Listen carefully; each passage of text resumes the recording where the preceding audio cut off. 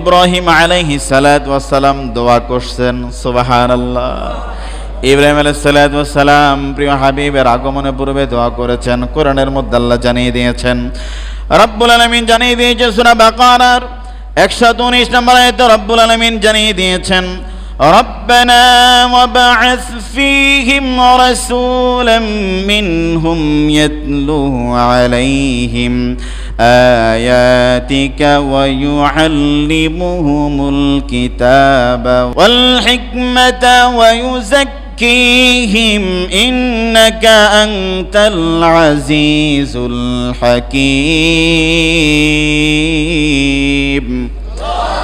রব্বুল আলামিন জানিয়ে দিয়েছে, পৃথিবীর গোলামেরা ভালো করে বোঝো, প্রিয় হাবিবের আগমনের পূর্বে ইব্রাহিম আলাইহিস সালাতু ওয়াস সালাম বাঙালি জাতির পিতা নয়, বরং মুসলিম জাতির পিতা ইব্রাহিম আলাইহিস সালাতু ওয়াস সালাম জানিয়ে দিয়েছে, রব্বুল আলামিনের কাছে দোয়া করেছে।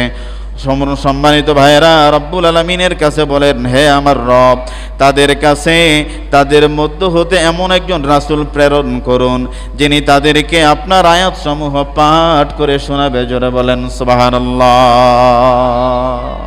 ইব্রাহিম আলাইহিস সালাতু ওয়াস সালাম রবের কাছে দোয়া করছেন, আল্লাহ তাদের মধ্য থেকে তাদের জন্য এমন একজন হেদায়েত প্রাপ্ত নবী পাঠিয়ে দেন যিনি তাদেরকে কোরআন থেকে মানুষদেরকে নসিহত করে শোনাবে। সুবহানাল্লাহ বলেন।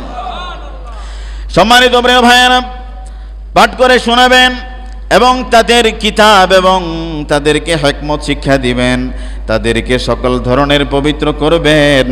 নিশ্চয়ই আপনি মহাপরাক্রমশালী এবং প্রজ্ঞাময়। জোরে বলেন সুবহানাল্লাহ। আল্লাহ তাআলার হাবিবের আগমনের পূর্বে আল্লাহ তাআলা যুগে যুগে তাওরাত, জাবুর, ইনজিলের মাধ্যমে প্রিয় হাবিবের আগমনের বার্তা, প্রিয় হাবিবের জন্মের বার্তা, প্রিয় হাবিব পৃথিবীর জমিনে আসতেছেন। সুবহানাল্লাহ বলেন। নবীর আগমনের মাস, ঠিক কিনা বলেন?